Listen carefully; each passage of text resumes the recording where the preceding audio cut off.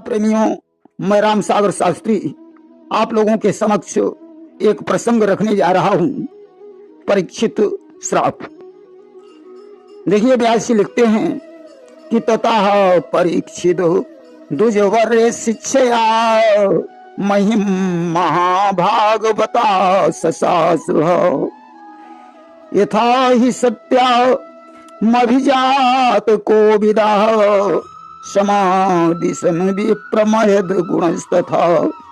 पांडवों के महाप्रयाण के बाद भगवान के परम भक्त राजा परीक्षित श्रेष्ठ ब्राह्मणों की शिक्षा के अनुसार पृथ्वी का शासन करने लगे।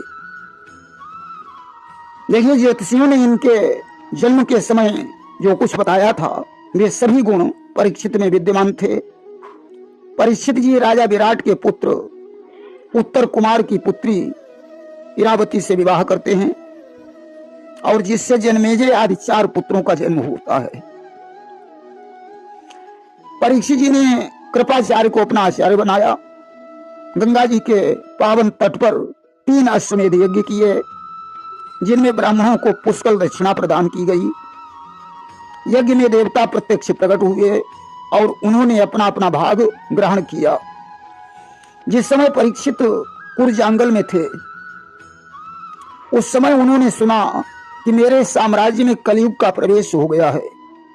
राजा परीक्षित कलयुग के साथ युद्ध करने के लिए तैयार थे। उन्होंने धनुष बाण उठाया और रथ पर सवार होकर दिग्विजय करने के लिए निकल पड़े।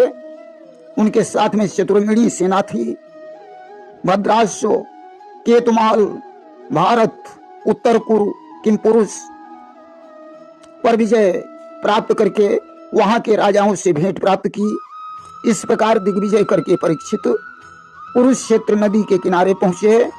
वहां उन्होंने हाँफती डकराती हुई एक गाय को देखा कि कांपती हाफती थर्राती थमती है कहीं उचटती है, रोती है कभी रमाती है, चलती है कहीं अटकती है।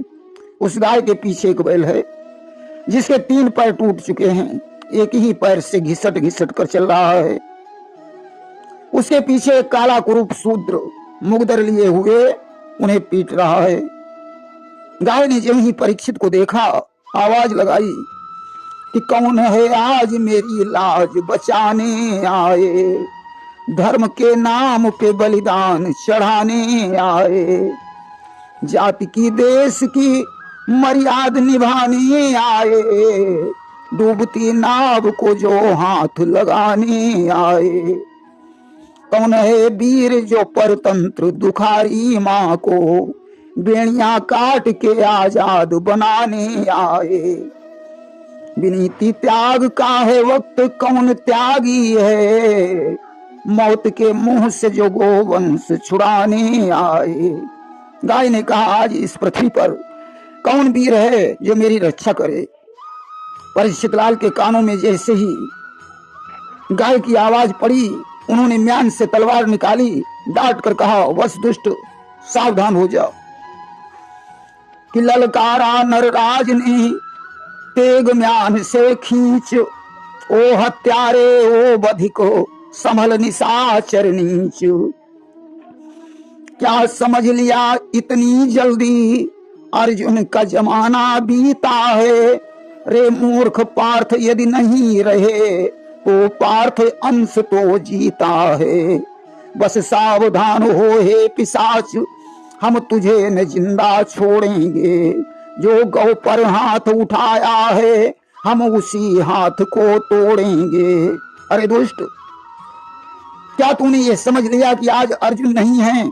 अगर अर्जुन नहीं रहे तो उनका अंश परीक्षित लाल अभी जिंदा है। यदि तूने गाय पर हाथ उठाया तो तेरा हाथ तोड़कर फेंक देंगे। परीक्षित ने उस शूद्र को डांट कर गाय और बैल को चिमकारा और कहा, अब तुम निश्चिंत हो जाओ, मैं तुम्हारी रक्षा करूंगा। आज गाय और बैल अपनी अपनी करुण कथा सुनाने लगे। गाय ने कहा, राजन, मैं कोई गाय नहीं हूं, मुझे पृथ्वी देवी कहते हैं। जो मुझे पीट रहा है वह कलयुग है।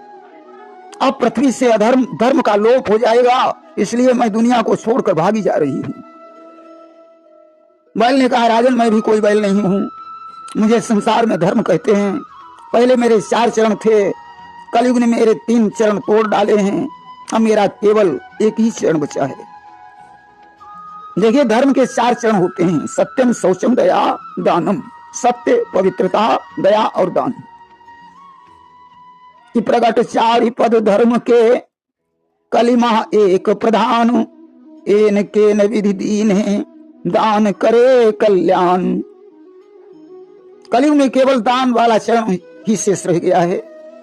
बैल ने कहा महाराज आगे वह समय आने वाला है जब धर्म को कोई नहीं मानेगा, कि नाथ न देखा जाएगा मुझसे अत्याचार, इस कारण संसार से चलने में है सार। यह अत्याचार मुझसे देखा नहीं जाएगा, इसलिए मैं दुनिया छोड़कर जा रहा हूं। पृथ्वी बोली राजन जब धर्म नहीं रहेगा तो मैं भी नहीं रहूंगी। राजन सामने कलयुग खड़ा है, यह विश्व में अपना अधिकार कर लेगा। पृथ्वी ने, परीक्षित ने धर्म और पृथ्वी को सांत्वना दी और कहा तुम्हें संसार छोड़कर जाने की जरूरत नहीं है, मैं इस कलयुग को जिंदा नहीं छोड़ूंगा। उन्होंने अपनी तलवार कलयुग के सामने तानी। कलयुग समझ गया कि परीक्षित मुझे मार डालना चाहते हैं। आज उसने राज चिन्हों को उतार कर रख दिया और परीक्षित के चरणों पर अपना मस्तक रख दिया। परीक्षित शरणागत वत्सल थे।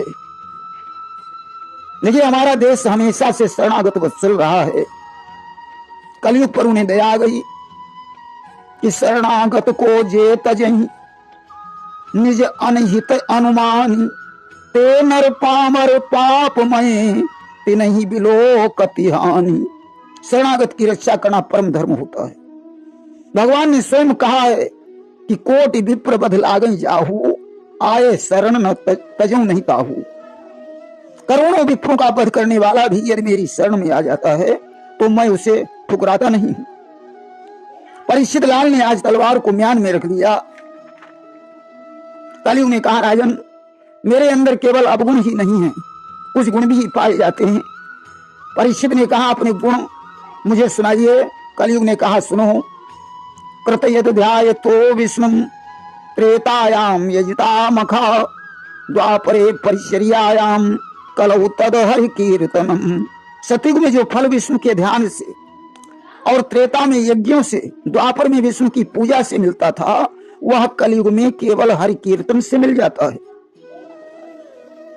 कि कृत योग सब योगी विज्ञानी, और करि हरि ध्यान तरहि भव प्राणी। त्रेता विविध यज्ञ नर करही, प्रभु ही समर्पि कर्म भव तरही। द्वापर करि रघुपति पद पूजा, नर भव तरही उपाय न दूजा। और कल युग जोग न यज्ञ न ज्ञाना, एक यधार राम गुण गाना। इस सतयुग द्वापर में मुक्ति हेतु सर पटक पटक रह जाते हैं और कलयुग में राम कहा मुख से आराम घड़ी में पाते हैं। कलयुग में एक और विशेषता है कि इसमें मनसा पाप नहीं लगता। कलयुग ने कहा महाराज मुझे भी आपके राज्य में जीवन काटना है और आप कलयुग के पहले सम्राट बनेंगे। अब मैं जहां कहीं रहना चाहता हूं वहीं आप धनुष बाण लेकर पहुंच जाते हैं। अब आप ही मुझे रहने के लिए कोई स्थान बता दीजिए जहां मैं स्थिर होकर रह सकूं। राजा ने कलयुग को 4 स्थान प्रदान किए। द्यूतम पानम स्त्रिया सूना, कहा जहां जुआ खेला जाता हो, जहां वैश्यागमन होता हो, जहां मदिरापान होता हो, जहां हिंसा की जाती हो, ऐसी जगह पर तुम निवास करो। कलयुग ने फिर याचना की महाराज इन 4 जगहों से मेरा गुजारा नहीं हो सकता है। परीक्षित ने कहा जाओ तुम सोने में निवास करो। राजा परीक्षित के मुकुट में सोना लगा हुआ था। कलयुग उस मुकुट में प्रविष्ट हो गया। देखो हर सोने में कलयुग का वास नहीं होता है। जो सोना अधर्म से कमाया जाता है उसमें कलयुग का वास होता है। जब भीमसेन ने जरासंध को मारा था तो उसका मुकुट ले आए थे। परीक्षित जी वही मुकुट बांधे हुए थे, ये जरासंध का ही मुकुट था। इसलिए कलयुग इस मुकुट में प्रविष्ट हो गया। एक दिन की बात है, राजा परीक्षित शिकार खेलने के लिए चले कि एक रोज या खेत का साज सभी सामान, वीर परीक्षित लाल ने वन को किया पयान। आज वन में पहुंचकर राजा उस वन की सुंदरता को देखने लगा। इस आनंद देखता जाता था उस वन की बिसद बहारी को, आंखें आलिंगन करती थीं कुदरत की क्यारी क्यारी को। तब तक राजा को हिरणों का एक झुंड दिखाई पड़ा। राजा धनुष बाण लेकर उनके पीछे दौड़ पड़ा। दौड़ते दौड़ते थक गया और उससे बड़ी जोर से प्यास लगाई। राजा सरोवर की खोज करने लगा। जब कोई सरोवर नहीं मिला तो राजा शमीक ऋषि के आश्रम पर पहुंचा। शमीक ऋषि आंखें बंद किए हुए भगवान का ध्यान कर रहे थे। राजा ने विचार किया कि मालूम पड़ता है मुझे देखकर शमीक ऋषि ने अपने नेत्र बंद कर लिए हैं। अरे मैं काना कुरूप अभिमानी कंजूस चुगलखोर या निसंतान नहीं हूं, फिर ब्राह्मण ने मेरा मुंह देखना गवारा क्यों नहीं किया? आज तक इतना बड़ा अपमान मेरा किसी ने नहीं किया। क्रोधित होकर राजा ने एक मरा हुआ सर्प धनुष की नोक से उठाकर शमीक ऋषि के गले में लपेट दिया और अपनी राजधानी को चला आया। अब तो राजा ने जब ही अपना मुकुट उतार कर रखा उसे ज्ञान हो गया, अरे मैंने यही क्या किया, शमीक ऋषि के गले में मरा हुआ सर्प लपेट दिया। मुझे उन ऋषि का अपमान नहीं करना चाहिए। इधर तो राजा सोच में डूब गया और उधर शमीक ऋषि का पुत्र श्रृंगी बच्चों के साथ में खेल रहा था। उसे मालूम हुआ कि परीक्षित मेरे पिताजी के गले में मरा सर्प लपेटकर अपनी राजधानी को चले गए हैं। श्रृंगी की अवस्था उस समय 5 वर्ष की थी। उसने अंजलि में जल दिया और परीक्षित को श्राप दे दिया कि ओ धन के मद वाले राजा, ओ ममता मद के दीवाने, मेरे हाथों से मौत तेरी लिखी है विश्व विधाता ने। बस सावधान बस सावधान, ओ तक्षक जीवित हो जाओ, 7वें रोज उस राजा को दुनिया से यमपुर पहुंचाओ। अरे धन के घमंडी राजा, मैं तुझे श्राप देता हूं कि आज के 7वें दिन यही तक्षक जीवित होकर तुझे काट लेगा और तेरी मृत्यु हो जाएगी। श्राप देने के बाद श्रृंगी अपने पिता के पास गया। गले में सांप लिपटा देखकर जोर जोर से रोने लगा। शमीक ऋषि का ध्यान भंग हो गया। उन्होंने गले में से सांप को उतार कर फेंक दिया और पुत्र श्रृंगी को देखकर रोने का कारण पूछा। श्रृंगी ने कहा, पिताजी, परीक्षित तुम्हारे गले में मरा हुआ सर्प लपेटकर अपनी राजधानी को वापस चला गया। इस अपमान के बदले में उस राजा को मैंने श्राप दे दिया कि आज के 7वें दिन तुझे तक्षक काट लेगा और तेरी मृत्यु हो जाएगी। शमीक ने कहा, बेटा, परीक्षित को श्राप देकर तुमने बहुत बुरा किया। उसे शिक्षा देकर अपने क्रोध को शांत कर लेना चाहिए था। अरे जिस राजा के राज्य में हम तपस्या करते हैं उसका 10वां अंश उससे प्राप्त होता है। इसमें राजा का कोई दोष नहीं था, यह सारा दोष कलयुग का था। देखिए संत का हृदय कितना कोमल होता है। इस संत हृदय नवनीत समाना, संत का हृदय मक्खन की तरह मुलायम होता है। और भी लिखा है कि तुलसी संत स्वंभु सम, फूल फल ही पर हेत, इतते ये पाहन हनत, उतते बेफल देत। शमीक ने कहा, खैर जो हुआ उसे जाने दो। राजा परीक्षित को खबर कर दीजिए ताकि वो अपनी मुक्ति का उपाय सोच सके। इधर राजा सोच में डूबा हुआ था। तब तक ऋषि के चेले वहां पहुंचे। उन्होंने कहा कि ऋषि के चेलों ने कहा, राजन निद्रा त्याग, तेरे इस सुख बाग का उजड़ गया है राग। चेलों ने कहा, राजन अपनी मुक्ति का उपाय सोचो, तुम्हें श्रृंगी ने श्राप दे दिया है कि आज के 7वें दिन तुम्हें तक्षक काट लेगा और तुम्हारी मृत्यु हो जाएगी। आज राजा ऐसा सुनकर बड़ा दुखी हो गया। उसने कहा, हे ब्राह्मण की आत्मा, मैं अपनी गलती पर शर्मिंदा हूं, मुझे क्षमा करना। श्रृंगी का श्राप सिर पर धारण कर आज राजा ने वैराग्य ले लिया कि जन्मे जय को राज दे, भूप परीक्षित धीर, जा बैठा योगीश बनो गंगा जी के तीर। आज जन्मेजय का राज तिलक कर दिया। योगी आवेश बनाकर गंगा जी के तट पर पहुंचा। गंगा मां की परम पावन अमृतमयी धारा का अवलोकन करते हुए विनय करने लगा कि पवित्रम वर्तते नीरम त्वदीयम देवी हे गंगे, हिनस्ति जना नाम पापम त्वदीयम वारि हे गंगे। सुराणामापगा प्रथिता भुवि त्वं जाह्नवी कथिता, भवति मुक्तिस्तवा लोका जननी गंगे जननी गंगे। हे मां गंगे, आपका जल बड़ा पवित्र है जो प्राणियों के पापों का नाश कर देता है। स्वर्ग में तुम्हारा ही नाम आपगा है, पृथ्वी पर तुम्हें जाह्नवी कहते हैं। तुम्हारे दर्शन मात्र से प्राणियों की मुक्ति हो जाती है। आज राजा इधर गंगा मां की विनय कर रहा है, उधर ऋषियों को यह खबर मिली कि राजा को संगी ने श्राप दे दिया है। आज सारे ऋषिवृंद राजा के पास पहुंचने लगे। देखिए कौन कौन ऋषि पहुंचे। यात्री वशिष्ठ च्यवन शरद्वा नरिष्ठ नेमिर भृगुरंगिराश्चु।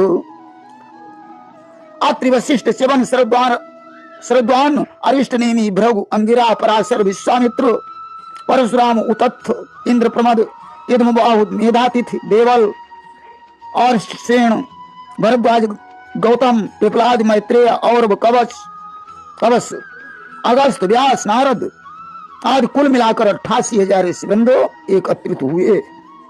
राजा ने सबको प्रणाम करके सुंदर आसन दिया और ऋषियों से पूछा कि हे नाथ अचीति चिंता से अब किस प्रकार तर सकता हूं, है 7 रोज का समय शेष, कहिए क्या क्या कर सकता हूं। सिर्फ 7 दिन का समय शेष है, मेरी मुक्ति कैसे हो सकती है। किसी ने कहा दान करो, किसी ने कहा तीर्थाटन करो, किसी ने कहा यज्ञ करो, किसी ने कहा मंत्र का जाप करो। परीक्षित जी विचार करते हैं अब इतना समय कहां है ये सभी के मतों का पालन हो सके। आज नारद जी सुखदेव जी के पास पहुंचे। उन्होंने राजा परीक्षित के बारे में सारी कथा सुनाई। सुखदेव जी वहां जाने के लिए तैयार नहीं थे तो नारद ने एक कथा सुनाई। नारद ने सुखदेव जी से कहा भगवान, एक बार की बात है, एक नेत्र वाला व्यक्ति जिसकी दोनों आंखें थी कुएं के पास बैठा हुआ था। उसी समय एक अंधा व्यक्ति वहां आ गया और कुएं में गिरकर मर गया। आंखों वाला ये सब कुछ देखता रहा, उसने उस अंधे को नहीं बताया कि आगे कुआं है। यह समाचार जब वहां के राजा को मिला तो उन्होंने आंखों वाले व्यक्ति को बुलाकर कठोर दंड दिया। अब आप मुझे ये बताएं, क्या उस आंखों वाले व्यक्ति ने अधर्म किया था या नहीं। सुखदेव जी बोले बिल्कुल किया था। नारद ने कहा भगवान, इसी प्रकार परीक्षित जी अपने उद्धार का उपाय नहीं जानते हैं, इसलिए आप वहां पहुंचकर उन्हें उचित सलाह दें। नारद की बात को सुनकर सुखदेव जी परीक्षित के पास जाने के लिए तैयार हो गए। इससे आगे का प्रसंग अगली कथा में। प्रेम से बोलिए वृंदावन बिहारी लाल की जय।